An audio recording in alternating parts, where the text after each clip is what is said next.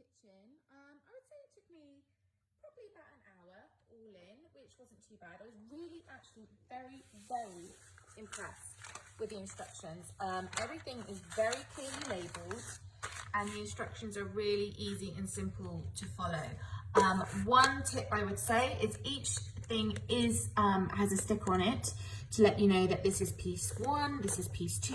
I would recommend removing the sticker as you put it together, because otherwise I think it would be quite difficult to do it afterwards. It has these cool knobs that go each way. You've got a sink, you've got a microwave, you've got a fridge, and this is an ice maker that lights up and makes noise. You've got the freezer. Oh, my daughter's already filled up. You've got a nice little drawer, and you've got an oven there. You've even got your own phone. So she's really enjoyed playing with it already.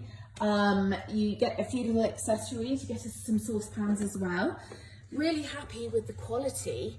Love the detail of this worktop. And then your little sink you can actually remove as well if you wish to. Really sturdy.